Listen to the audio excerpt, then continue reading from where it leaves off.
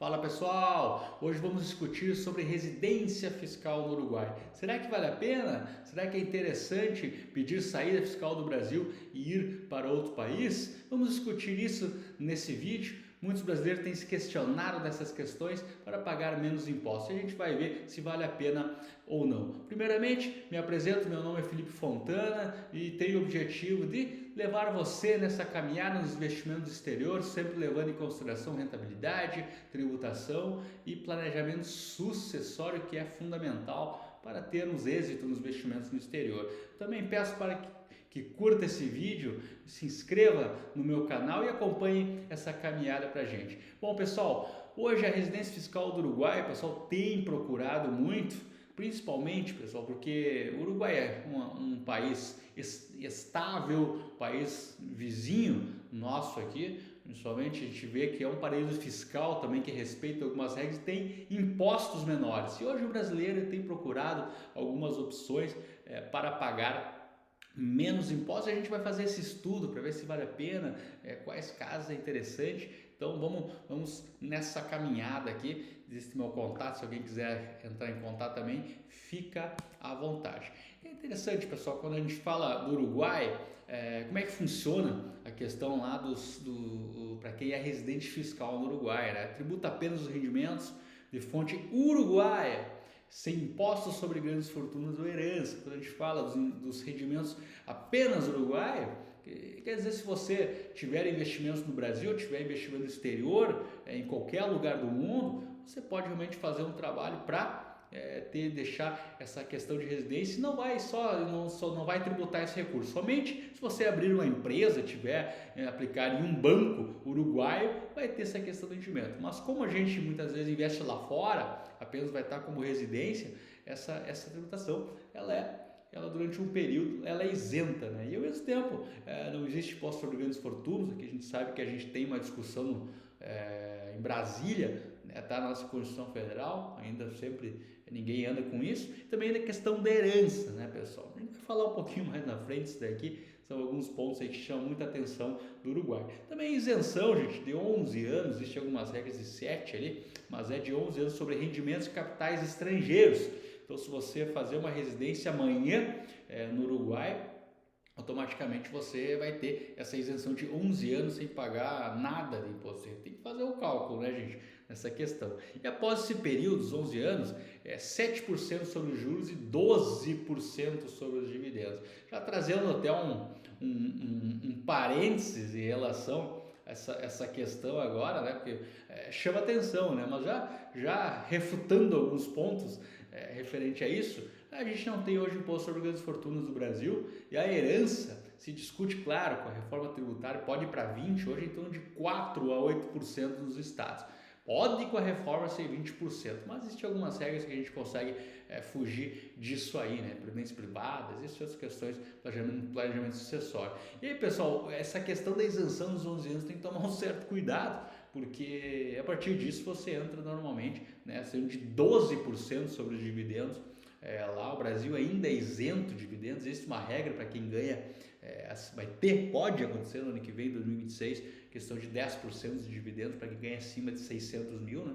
A gente vê que a vantagem só esses 11 anos de início é que vale a pena, né, essa isenção. Tem que fazer o cálculo, né? E aí, pessoal, algumas vantagens interessantes do Uruguai para quem pensa nessa questão aí da residência fiscal lá, o brasileiro tendo uma residência, uma estabilidade política e jurídica. O Uruguai é um paraíso fiscal, ele é um país amigável, ele é hoje um dos mais seguros, vamos dizer assim, da América Latina inteira, até vamos botar do mundo mesmo. Ele entra num paraíso fiscal que tem uma certa estabilidade, com as regras claras referente a isso aí. A qualidade de vida, né, de Uruguai, né, conhece Montevidéu, Punta, né, sempre tem uma qualidade de vida bem interessante. No Uruguai, e sistema bancário robusto, isso aí não dá para negar. O Uruguai tem as principais instituições financeiras do mundo, né, existe obviamente todo um sistema bancário, sistema financeiro bem seguro lá, né? E aí uma flexibilidade para planejamento sucessório, trusts e fundações, gente, a gente consegue, para ter uma ideia, né, existe a possibilidade de montar offshores, né, com residência no Uruguai. Pô, a gente tem muitas possibilidades para se fazer essa flexibilidade para planejamento sucessório, né? Sempre tomar um cuidado que houve uma legislação de mudança agora no Brasil, a 14754/2023, falo um pouco num vídeo aí sobre offshore trust e pessoa física, né, no meu canal, e tem como a gente montar alguma coisa lá fora ainda e se proteger de maneira sucessória, né? Não é só transferir amanhã e deu para o Uruguai, né? Desvantagens, pessoal, desvantagens, custos elevados, a gente tem que pagar altas consultorias, traduções de documentos, investimentos mínimos. A gente trabalha, para trabalhar no Uruguai vale a pena, pô, é mínimo, aí vamos trabalhar $1 milhão, $2 milhões, até mais, né? Patrimônio imóveis, renda imóveis, tem que pensar em algo assim bem robusto, né? Pelo menos uns $2 milhões em dinheiro, né? Mais em patrimônio, vamos trabalhar com algo aí alto, né? Uns 5, 10 milhões de dólares. Então não é para qualquer um essa questão, tem que se avaliar. Complexidade documental e risco de dupla tributação, a gente sabe que tem que ter, né, acordos entre os dois países, Brasil e Uruguai, ele tem em algumas questões, mas o Uruguai em algum momento ele ainda é considerado uma certa para quem locais com tributação privilegiada, paraíso fiscal. Então pode acontecer, né, uma possibilidade de uma dupla tributação, né, se for considerado um paraíso fiscal, né? Existe um risco sempre em relação a isso, mas hoje é totalmente seguro em relação a isso. Benefício tributário temporário, como a gente viu, há 11 anos, depois entra como o cidadão uruguaio normal, né? E pode não compensar sem patrimônio relevante. Então, muitas vezes, se você tem $300 mil, $500 mil, existem outras ferramentas interessantes, né, para você trabalhar tanto com pessoa física, e você pode trabalhar com fundos e UCITS, né, também, que tem um vídeo que fala sobre isso. Você pode montar offshore, né? Então tem que avaliar caso a caso. Um outro caso, quando eu coloquei uma desvantagem, que você tem que ter um imóvel lá, claro, né? Você tem uma residência fiscal saída no Brasil, você tem que ter realmente comprovar endereço em outro país, então tem que comprar um imóvel no Uruguai em dólar. E aí, pessoal, fiz uma tabelinha interessante de uma possibilidade, né, gente, que alguns pensam assim, frente à saída fiscal, é uma holding patrimonial. Holding patrimonial, gente, a gente consegue colocar imóveis, a gente coloca investimentos ativos em geral, né? A gente faz aqui uma certa um comparativo, né, entre saída fiscal do Uruguai e simplesmente a questão da holding, né? Então a gente pega o foco, né, gente, otimização fiscal internacional e proteção global. Esse é o objetivo, né, que a gente quer ter, fugir um pouco de Brasil, quer fugir um pouco de riscos, né, que a gente pode ter risco país, a gente busca outro país em relação a isso. O foco da holding patrimonial é a organização e sucessão do patrimônio no Brasil, né? Então essa é a principal diferença, né? A gente tem um risco na holding patrimonial, risco país aí, né, em relação a isso, e saída fiscal você sai não fica ligado ao risco do país, né, total, onde você tinha anteriormente a questão fiscal, né? A localização exige mudança de domicílio fiscal, então mas tem que comprar um imóvel, né, no Uruguai para comprovar esse domicílio que você está lá, né? E aqui, na localização no holding patrimonial, mantém-se no Brasil.